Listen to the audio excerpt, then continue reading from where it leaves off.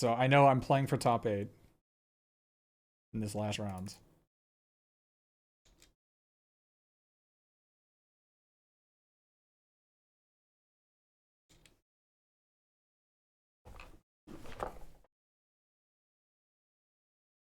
And I know I'm against Oops All Spells, by the way. Oops All Spells. I know I'm playing against them. So I am like mulligan a card, right? So.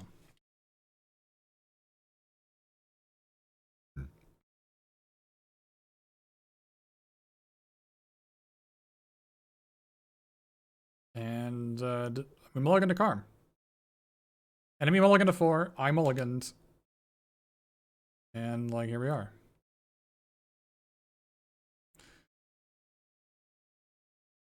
Like, okay. Turn 4 Karn, let's go. I'm like, oh, no way. No way. Yep. Dead.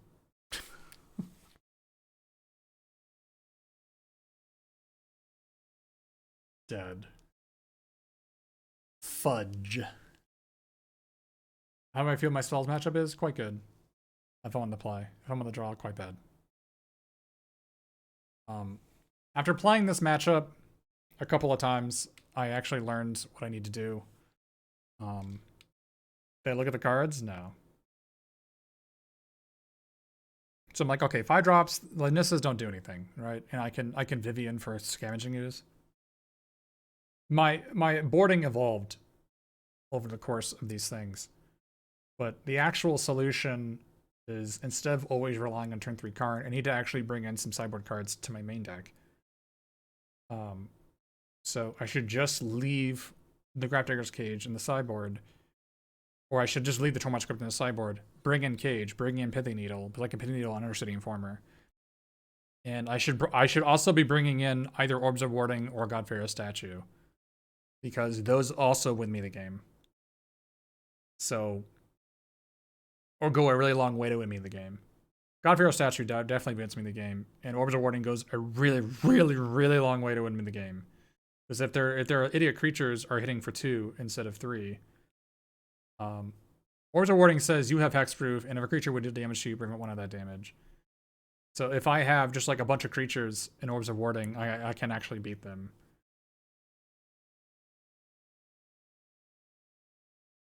Like if I have Elder Gargaroth Orbs of Warding, I do beat them.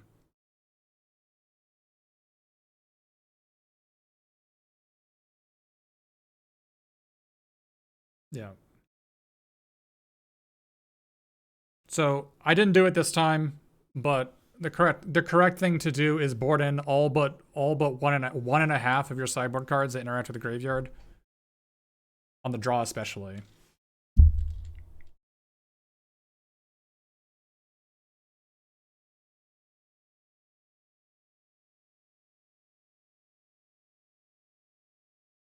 It doesn't stop Creeping Chill, because Creeping Chill is of course worded as each opponent.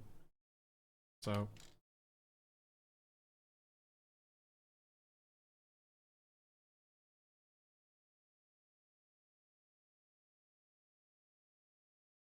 I pay. You say Pithing Needle on Undercity Informer, and because that stops half their deck, right? Because it stops Undercity Informer and it stops Neoform and a 2-drop into Undercity Informer.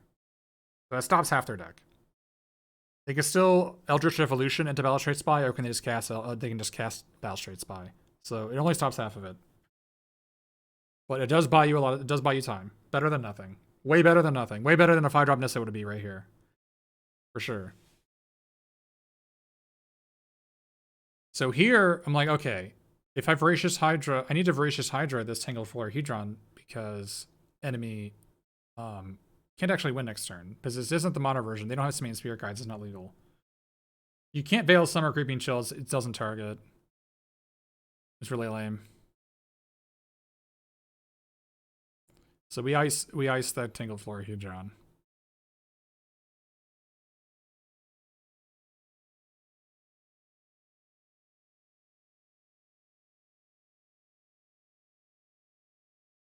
And I didn't know this. I did not know this, but apparently from watching the VOD, my understanding is that the enemy did not actually bring in any of their natural states or abrupt decays.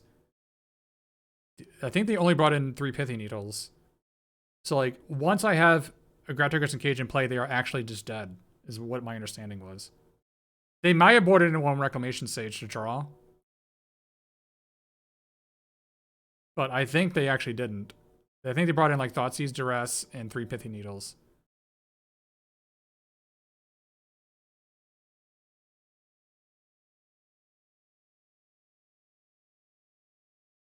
Yeah.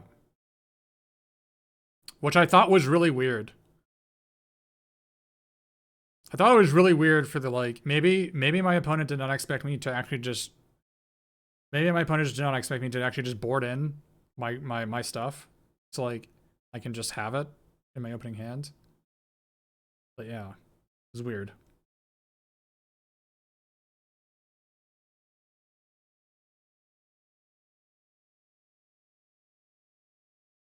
Well, they can't mill themselves because I've got Grapdigger's Cage in play. So and so we just play a Hydra and beat them down. I just play lock pieces and there you go.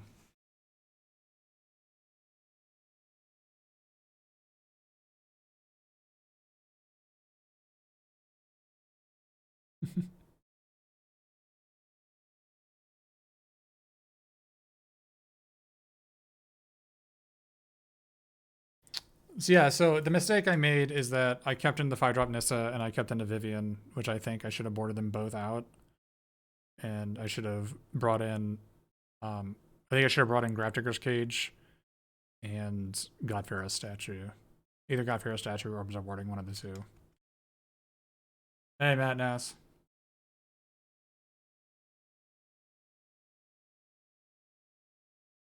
Why don't I warn in Darksteel Citadel? Just because it's a land, it's better than a 5-drop. The game doesn't Nissa doesn't do anything, so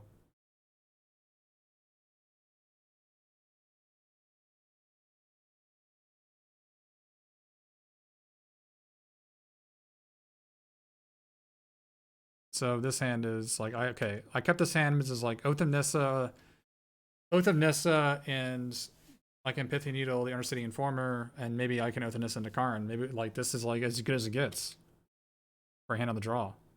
I mean, outside of Elvish Mystic into double Burning Emissary and Karn with a Nykthos, this is the like basically the best it can possibly be for me.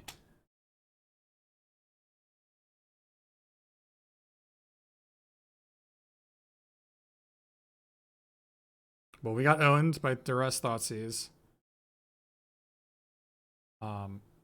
If you're wondering, I played this matchup before. I know I'm dead. I know that the commentators were saying that I messed up and what the answer is, my only out was I needed to Elder Gargaroth, draw a card, draw exactly my 1 Scavenging Ooze I brought in. So I have a 1 out of 49 chance, 2%er. I'm a 1-outer. I know that I know that the commentators said that I messed up. I didn't. It doesn't. I just basically F6'd the game. I actually forgot I brought in Scavenging Ooze, so like I knew I was dead. No, the game 3 brings me to 1 life, but doesn't do anything. If you're not familiar with how this deck works, the enemy has Haunted Dead that brings back. It's a 2/2 that comes back from the graveyard. That makes a 1/1. No, they have Driven to Despair. They have the give all their creatures menace, so I had to gain 3 there. It doesn't matter. I know it. I know what it looks like. I'll tell you why it doesn't matter in a second after you see what's going on. It doesn't matter. I knew I was dead, so it just. I knew I was dead, so I just F6'd. But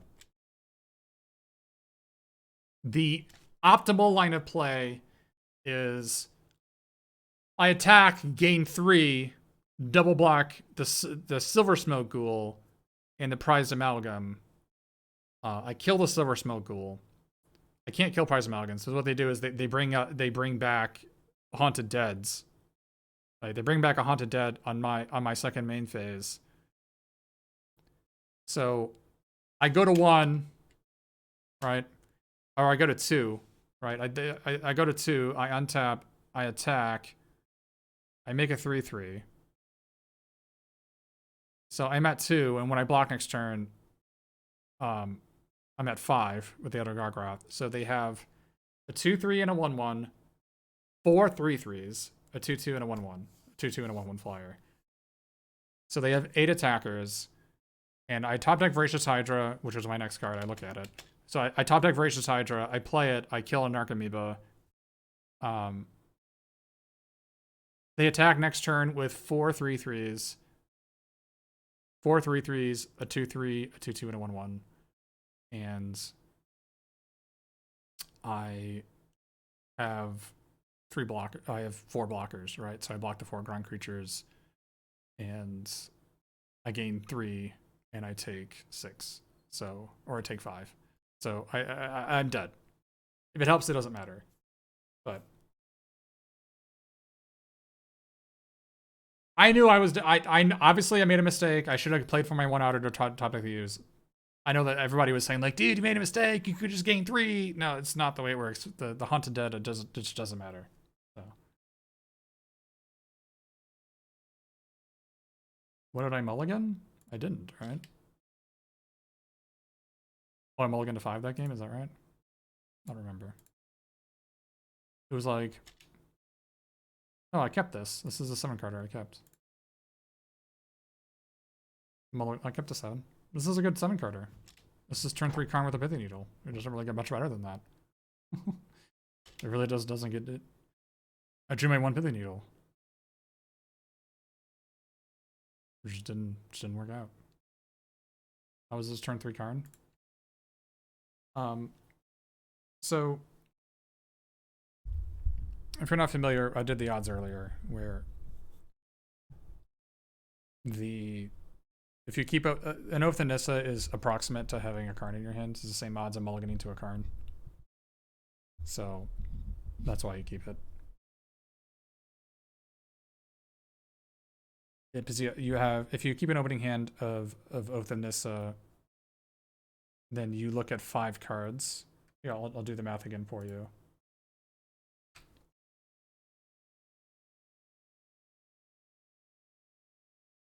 So if you keep a hand of Oath of Nissa, it's actually better than this, right? Because I get to look at 6 cards on the draw. It's actually better than this. It's actually the exact same. Oops. It's the exact same. So, you're 40%, right? So you're 39%, 39% to having a turn 3 Karn when you keep Oath of Nissa in the opener on the draw. And if you're trying to mulligan specifically to Karn,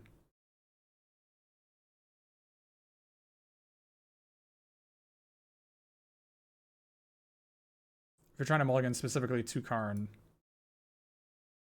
it's 40%, it's 39.9%. So it's like the same odds of just going of mulliganing.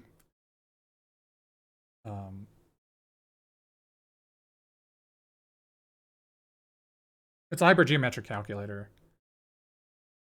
And the problem is the enemy brings in Pithy Needles, and enemy brings in that doesn't include Oath of Nissa when you're on 6. Yeah, but I know. Right? It's not supposed to. Like, if you're mulliganing this hand because it doesn't have a Karn, then if your win condition is just drawing a Karn, the chances are identical. We're just keeping a 7-carder that has Oath of Nissa versus... It's actually a little bit less than this because there are hands where it's like Karn and 5 non-lands, right? It's actually a little bit less than this.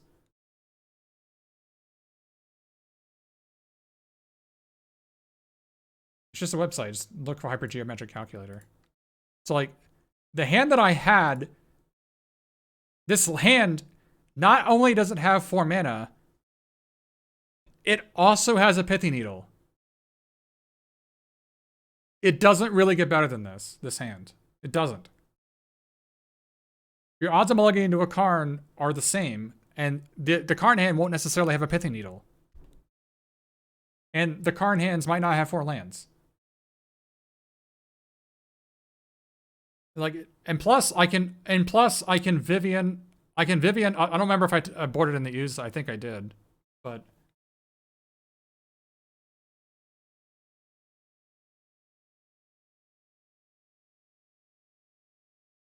Yeah, but there's like I think the odds are approximate. They're very very close. But I think what really tips this one over is the fact that I have a pithy needle in this hand.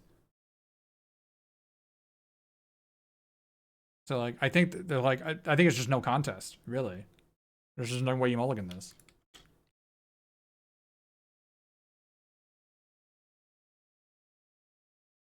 Right. Because yeah, another thing to understand is not only are you only 40%. This is only 40% to have a hand of Karn and 6 other cards. One of those 6 other cards needs to also be an acceleration because it has to be turn 3. The odds are very, very, very, very close. And I think I actually favored keeping this hand. You name Undercity Informer. Undercity Informer stops Neoform and it stops Undercity Informer. So they have to draw Eldritch Evolution or just Balustrade Spy. Or 2 Neoforms. I did not know how my opponent boarded. But now you can see how they boarded. Enemy boarded in no natural states, no abrupt decays. They boarded in 2 Pithy Needles, 2 Duresses, and 4 Thoughtseize. So basically, their idea was if I got a Grafdigger's Cage into play, they were dead. That's it. That was their out. Which is a weird situation. I'm like, I'm not sure. Yeah, they didn't even bring in Reclamation Sage. They didn't even bring it in. Yes, they know I had Cage. It's open deck list. And I played Cage last game. So maybe they're right. I don't know. But yeah, anyways. So that was the last round. So I'm like, I kind of walk away. All right, I kind of walk away because I was playing for top 8 and I lost. But the unthinkable happened is I got massively pared down. Like, basically, the standings in the last round was I'd already played against 2nd place. I'd already played against 3rd place. And I think 1st had also played against them already. So 1st had to play against me, who was in 4th, which was like a massive pare down. And there were 2 other people in my record, and the 2 people above me both got pared down against them because they already played each other. So there were 3 people in contention for the last slot. We all got paired up. We all lost. And because I had played against the top 3 people like 5 or 6 times over the tournament, my tiebreakers are the best ones, and I ended up making it in, which is freaking bizarre. That I was in 4th place, I lost, and I stayed in 4th place. But that's how I got into top 4. But I'd already walked away. Like I didn't even know I made top. I didn't even think I wasn't even watching the other matches. I was like kind of depressed. I took a walk around the block, and like I just went into my chat. I'm like, oh yeah, I didn't make it, and then like, hey, congrats on making top 4. I'm like, what are you talking about? What are you talking? I didn't even know. Like I didn't even know I was in contention. What is even going on? I thought I was playing for top 8, but it just, yeah. Anyways. So I made top 4. I made top 4. So that was cool.